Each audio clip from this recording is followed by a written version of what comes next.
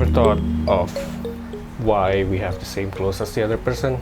Or maybe we have the same style as the other person that's wearing it. We probably also eat the same food as them, but unconsciously, our lives have been controlled by some unseen spirits. I don't mean to say spirits, but it's by unseen forces that we can't see. But it isn't about what controls us or who controls us, but how our mind controls us. Because there's a huge explanation on it, but I just have to make it simple this time, and we call it the herding behavior. The herding behavior is where people do what others do while they don't use their personal info to make a decision. It's not bad if we choose what other people choose, but choosing it oftentimes may not end up well for you, and probably you will not be satisfied by it. A crowd is not merely impulsive and mobile. Like a savage, it is not prepared to admit that anything can come between its desire and the realization of its desire. Gustave Le Bon. Now here's my experience. I took civil engineering before back in college, and there was a time that we had to choose between three clusters. So one is geodetic engineering, second one is water engineering, and the third one is structural engineering. Let me tell you first that I had my first training in water engineering, especially in water resources management. And during that 1 month training, it was really fun. I had to experience going outside to the field, going outside to the other provinces, and even some places that we haven't touched before. And it was really awesome. I do find that water is really important to us. Everyone drinks water, and we take a bath every day, so it is important. Instead of choosing water cluster, I chose structural cluster because of two things. Now first, my friends are all decided to go for structural, and the second one, we know that there's a PhD teacher back then, and we were all amazed because taking a thesis under PhD teacher must be really awesome, right? Another factor also, I was afraid of what if my friends were not there? What if I had to do my thesis alone? Well, that was in my thought before. So how did it end up? I could say it was a good experience in a horrible way, but here's the thing. What happened back there, I had to fail some subjects because I was not able to do it well, and it was really tiring for me to take some structurals. I know some other students, they were having really fun or quite chill during their 5th year, and also I got delayed in my graduation, but it's not a big problem though. I still got my license on the right time, same as my friends. Well, I did some good things. Analyzing my experience, we came up with two types of information. The first information is the internal, where I find it water is really or super important matter, which people ignore these days because I don't think people really care about water engineering. They really care about structural because the infrastructure is really booming here in Philippines.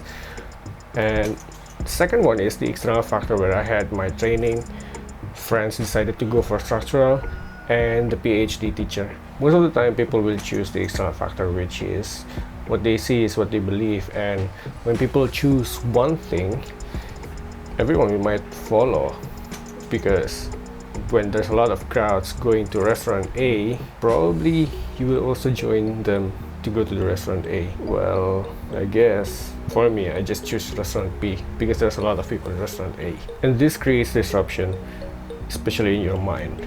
I really wanted to be in water cluster, but had to choose the structural cluster. Another fact that you need to know is my friends were probably got their choices based on the crowds, also based on the influence of the PhD teacher on the other side, and that's why they were following the crowd.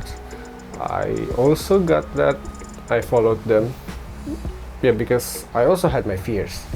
I fear of what if I had to do my thesis alone. Well, I don't want to do that. And also, in my condition, I'm a foreigner. I'm not from Philippines and I'm from Indonesia. And so during that college times, I always speak English and I don't speak the local dialect, which is Bisaya. Aside from my fears, I also have my what ifs. Those what ifs came because of my fears of what if I don't have a thesis mate, and what if I don't have any friends out there. When we were uncertain about something, we are afraid, and when we are afraid, we tend to choose an option that is based on the majority or crowd to guide us. So will this make us bad? I could say it's not, and it's yes at the same time. If you're following the crowd, oftentimes you might end up regretting things, and when you regret things, definitely it's not good for you. Basically, we all want to be happy all the time, right? And because you basically don't care about your own choice, if the crowd tells you to get more money, probably you also get more money. If the crowd tells you to do bad things, you might also do the bad things.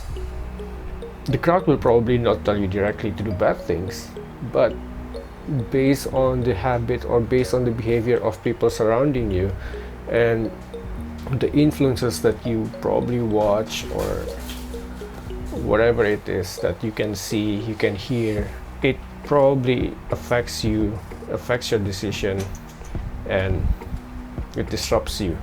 So it makes you follow them. Now, like the food that we eat, the clothes that we wear, or college courses that we want to choose, it might be affected also by those influences, by the crowds and surroundings.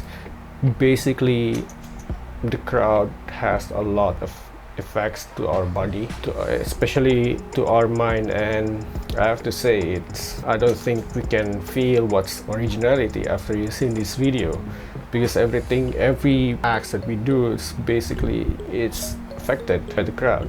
But here's one thing that I want to tell you about the crowd things and about the crowd influences. It's not bad if you can control your mind. There's a lot of information out there, and it is better if you can contain your mind and process it slowly. The information is a lot there. Like, you've seen a lot of stuff, especially on YouTube, social media like Facebook, Instagram, and even Twitter. It could confuse you, it could affect you, but try to control your mind by absorbing it slowly and be more aware of those informations, because if you're aware of it, I'm sure we can decide what's good for you and what's good for the others.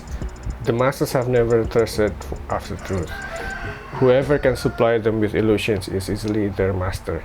Whoever attempts to destroy their illusions is always their victim. Gustave Le Bon. So, at the end of this video, I want to say that there's a lot of information out there, and there's a lot of things that can affect us, and I have to say, be careful of what you watch, be careful of what you absorb to your mind, and always process it slowly. Take things slowly and you might reach there. So, thanks for watching.